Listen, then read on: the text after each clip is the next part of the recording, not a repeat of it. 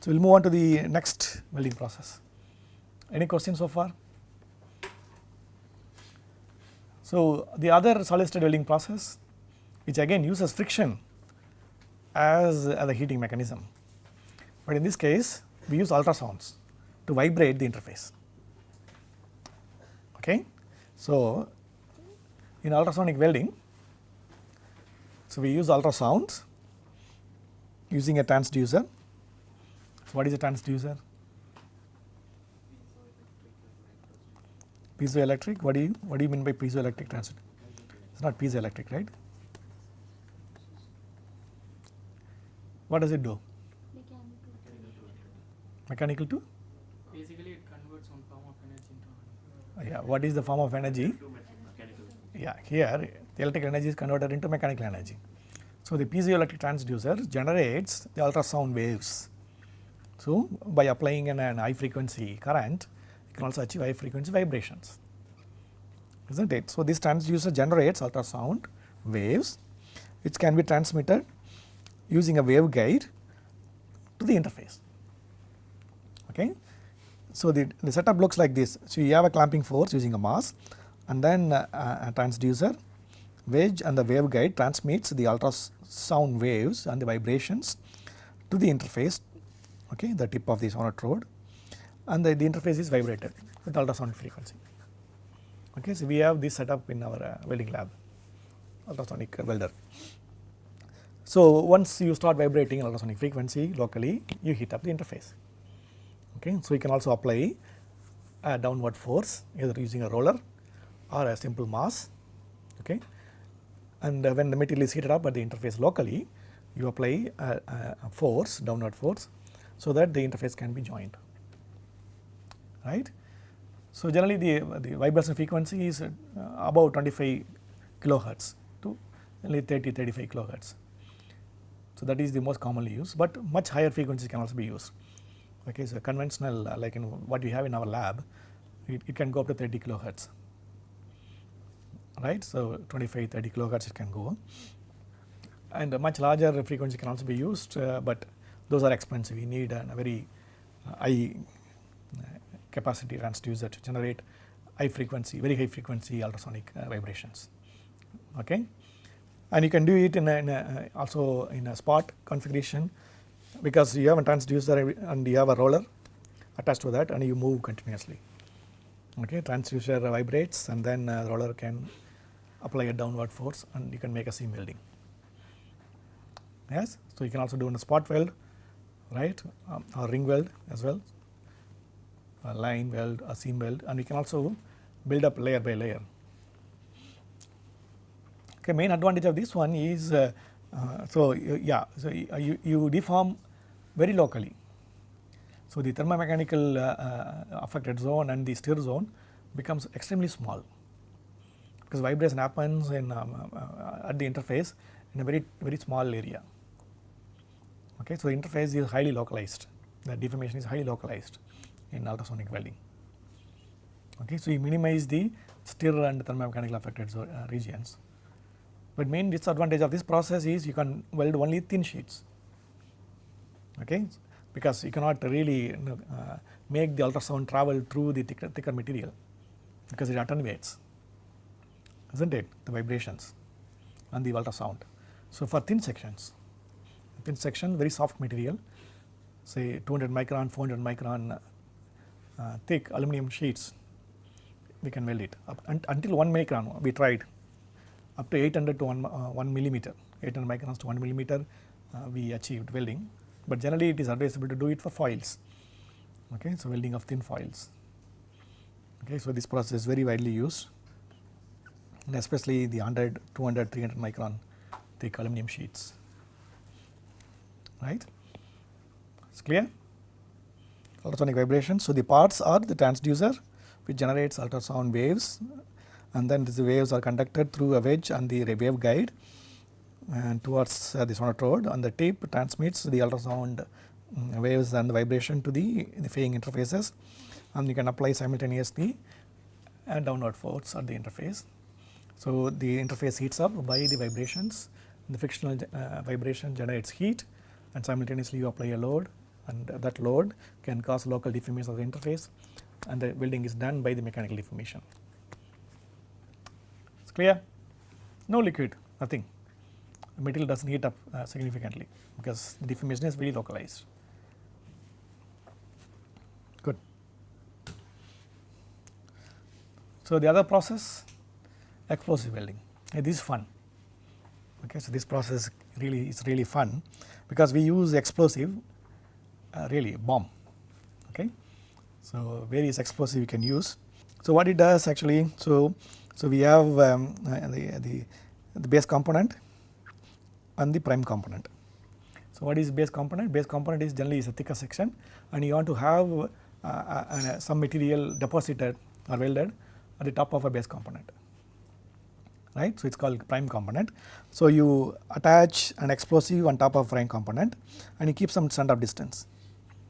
Okay, because it has to upset with a very high velocity, so that you have a joint. Okay, and the explosive generally, various explosive we can use it. TNT is very commonly used. So TNT was the first stable explosive was invented. And before that, an explosive cannot be stored. Okay, so it was dangerous. So TNT was the first explosive which could be stored. Unless you detonate, it is not going to explode. So it can be transported easily, can be carried to war front easily because it's not going to explode on the way. So the soldiers carried, and during First World War, it caused so much damage. Okay, that's why Alfred Nobel ended up giving all this wealth to charity. Okay, so this joint is made in our Chemplast. Okay, so I said yes, last class I'm going to bring. So this aluminum and this copper, explosive welded joint. So this is the base component, right? And this is the prime component, and we pack explosive at the top. Okay, so you see that, I mean, this is perfect joint. I mean, to achieve such a configuration, such a joint, it's impossible by any other way. Okay, so nowadays, you can, even if you use a very strong hydraulics upsetting force, you're not going to achieve a perfect joint between the base and prime, right? So this is possible because of, again, the high pressure that is actually caused by the explosion, and we can weld very heavy sections and a clad layer. Okay, so this is the copper and aluminum. So even if you deposit continuously the copper on aluminum, which is impossible to achieve such an integrity at the joint. Okay, so you may also have during deposition, if you are in a copper filler deposited by GMAW process, it will also affect the microstructure beneath the interface, right? So the joint property, joint efficiency is going to decrease significantly. Okay, so generally what we do is, so we have a detonator, explosive is packed on top of the prime, maintain some standoff distance, and you clamp it, the base component firmly, and then let the explosive happens sequentially from the detonator, so it can move along the direction. So you make the prime layer deforms and upsets with the base component and make a joint continuously, isn't it? And locally you will have a mechanical deformation, very severe deformation. The strain rates can go much higher than 10 power 3 or 10 power 4, right? It's even higher based on the explosion. Okay, it's clear. So the explosion welding can be used, especially if you are welding thicker sections to weld the clad layer, and it is very neat, and it can be done at one go. Okay, so for example, in this case, so the copper is here is about 10 mm, and this can be about 30 to 40 mm, even much higher. I think it's more than 25, 30 mm, right? So we can deposit clad onto a base component using explosion, right? Good. Any questions so far? Good. So we'll finish. So these are the possible combinations you can try, right? So using explosive welding, and here again the material should have some ductility, isn't it? If the material is harder, and you cannot make a uniform interface. So hard material, and yeah, for example ceramics, you cannot explosively weld, isn't it? And it has to undergo a plastic deformation, like in this case I showed you over here. There must be mechanical flow, isn't it? Right? Good. So you can look at this table. This table stores, so this zirconium can be welded easily, and zirconium cannot be welded with any other material. Okay, so zirconium can be welded using explosives. Zirconium, we use it in various applications in nuclear reactors. Okay, it's carbon steels, zirconium. Say, yeah, you can look at by yourself. Okay, stainless steel and various combinations are the possible using explosive welding. Okay, so we'll move on to the next process, diffusion welding. Okay, so diffusion welding works in a simple principle that, so there is always a solid state diffusion of atoms from one interface to other interface, isn't it? So when you have a compositional gradient, you have aluminum and copper. As long as there is a potential for the copper atoms to migrate to aluminum and aluminum to migrate to copper, you always have interface migration of atoms from one interface to other interface, given by this Arrhenius principle. What you have is, so it's a diffusion flux is proportional to the T0 diffusion coefficient times exponential times, okay, activation energy divided by RT, gas constant and temperature, right. So you always have migration of atoms from one interface to another interface driven by the activation energy Q. So that actually is driven by the compositional gradient, right. It's clear. So diffusion distance is determined by the diffusion coefficient itself, isn't it? And the distance at which an atom can travel at a given temperature T for a given time T, small t, the distance the atom can travel is a mean free path, isn't it? The 2 times square root of dt, right. So this can be used to measure the interface thicknesses when you are doing diffusion welding. Okay, so for example, so you have an initial asperity, so you have a 2 material, and if you look at in an atomic configuration, this is how it looks like, isn't it? You will have a surface roughness, right, and you clamp these 2 material together, and you will have some clamping force causing a deformation at grind level, isn't it?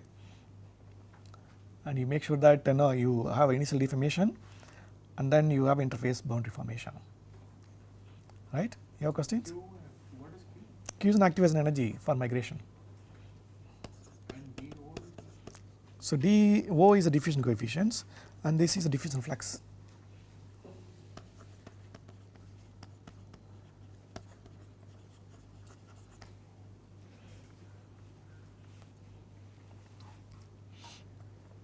Yes, Q is an activation energy. So if you have an initial deformation causing the interface formation, and then once you have an atomically flat interface, so you start heating up, the temperature can increase the flux, the movement of atoms from one interface to interface, given by this equation. Yes, it's clear? Good. And the principle is very similar, and you can't in this case weld when the material, when the atoms of one interface cannot dissolve in other interface. Okay, it's very difficult to do that, right. So especially in steel and aluminum and the iron and aluminum, okay, the dissolution of aluminum and iron is always higher than the iron and aluminum. Okay, so you always have one interface migration. So you have to make sure that the atoms should form some solid solution initially. Otherwise, you can't make a diffusion welding, diffusion bonding. Okay. So once you have an atom migration takes place, you will have a grind boundary migration, and the pores will be eliminated, because you will have a diffusion of atoms leading to a continuous interface formation. At the finally, you will have a third stage, you will have volume diffusion forming and a complete interface disappearing upon sufficient diffusion of atoms from the interfaces. It's clear? Diffusion welding, and this can happen at reasonably low temperatures compared to friction stir. Because if you are keeping at lower temperature, you have to keep it longer time, so you can achieve X, the mean free path. Right. So you can also apply varying amount of force, and increasing the force obviously it will also maximize the interface elimination, isn't it? Okay. Good. So this is clear. It's a very simple process, and I mean there are limitations. Okay. Based on the nature of material you are going to use, and as long as you make sure that there is a proper flux compositional gradient leading to diffusion of one element to other element. Okay, there must be some solubility, okay, of a given atom in other matrix, otherwise you are not going to achieve diffusion welding, right. So the diffusion welding can be, a conventional diffusion welding where you just keep two interfaces, apply some load and diffuse, and you may also add an additional driving force for the migration of atoms by the mechanical deformation, isn't it? To apply considerable amount of pressure so that there is additional driving force, material can deform, and that can enhance the weld joint formation in somewhat faster time, quicker. And you can also apply some current during this diffusion process, and you also have some heating generated at the interface which would cause diffusion to happen much faster. So that is a resistance diffusion welding. Okay. So you can also do a continuous seam welding as well. So you can also have an electrodes rolling and at the interface, and you may also pass a current during in the electrode, causing the interface to form much faster. Okay. You can also achieve a continuous seam with an electrode rolling, right. It is similar to what you see in resistance seam welding. So only in this case there is no upsetting, okay. So only diffusion, but it will be very slow process, right. Good. And some other characteristics of some other variants of friction, the solid state welding process is high frequency welding. And high frequency welding, again, I mean in compared to resistance seam welding, the temperature is over here, it is much lower, okay. So you just use in high frequency welding the heating using an induction coil surrounding the sample, and that induction coil heats up the edge, and then you have two rolls would join the interface by giving an upsetting force, and you can make continuous welded seam, okay. So edges are heated and then mechanically deformed, okay. And this process is ideal for making seamless welding pipes and tubes, okay. So in this case, so you have only mechanical deformation, right, and there is no real upsetting what you see of resistance offset welding, okay.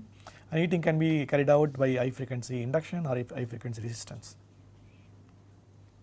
right. It's clear? Any questions? Yes or no? Okay. So we will move on to the, I think probably last but one of welding, stud arc welding. Okay. So this is again a solid state welding process, and this is commonly used to weld fasteners onto the base plate, base material, okay. And especially in automotive industries, stud arc welding is commonly used. So you have some sort of an arc forming at the interface, but the arc does not really do any melting. It will let locally heat up the interface, okay. So similar to the temperatures reached in a solid state welding process. So you have a stud gun, so you have a gun something like that, okay. So with all the fasteners inside, and you have hydraulic mechanism, and a small, if it is needed, you can also have a current passing through the interfaces. So initial gun position and trigger is pressed, once the trigger is pressed, and you have an arcing formed at the interface between the stud and the base material, and he heat up, and then once arc is completed, and you are upsetting, causing the fastener to join to the base material, Okay, so if you look at this process, and is very commonly used in automotive industries, and I don't know how many of you opened a bonnet of a car and looked inside. Okay, even at the top rail, you must have seen the fasteners attached to the frame, front grill. Those are all done with the stud arc welding. So the robotic arm carries these fasteners on the hydraulics, and then it also connected to power source, and then it will be the robot would attach the fastener in an extremely fast time, something like an AK-47 or so. Okay, so it will continuously weld within no time the fastener to the base material. Okay, so it is used to weld a metal stud or fasteners, nails, for example. Okay, so you can either use it with the DC power source conventionally, and we can also use a capacitor discharge. Okay, capacitor discharge is similar to what we have seen in previous classes. So at the instant of a contact, you discharge large amount of current, and locally you form an arc, and subsequently once the heating is done, you upset the you cause enormous amount of pressure to upset the fastener into the base material. Okay, so this is very commonly used to weld a metal stud, fastener, nail onto the base surface. Good. And then last, cold pressure welding. So welding is done in this case at room temperature. Okay, so what you need to use is you try to make the interface as flat as possible. Okay, and then you need to make sure that material at the interface can also plastically deform, isn't it? Very soft material.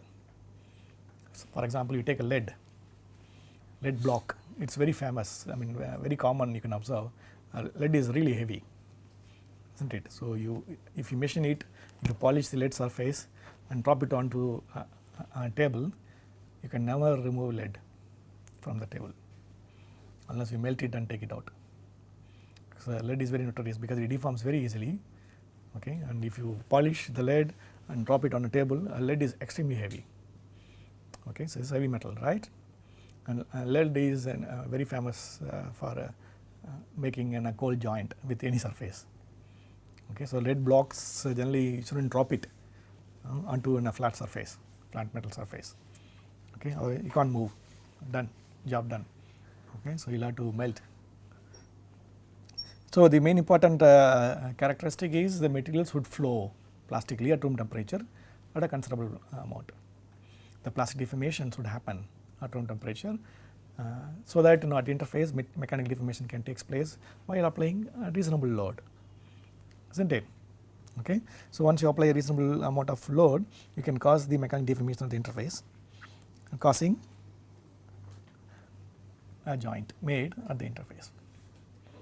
Okay, so you can either do it in lap configuration, overlap configuration, or you can also do it in butt configuration. So you'll have to apply loads perpendicular to the weld seam. Okay, in transversal direction.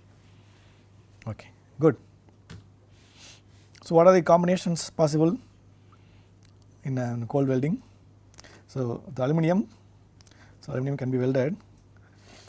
Okay, so with significantly with the majority of material, because aluminum is soft, right? So it can deform room temperature. So the heavy materials is very difficult. Okay, so for example, lead, as I said, it can be welded with say lead and tin and the titanium commonly used. Okay, and yeah, you can also prepare steel surfaces so smooth, and you drop a steel block, okay, on a flat surface. It's very difficult to lift. It's not due to the vacuum formation. It is due to the cold bonding you make at the interface. Yes, it's clear?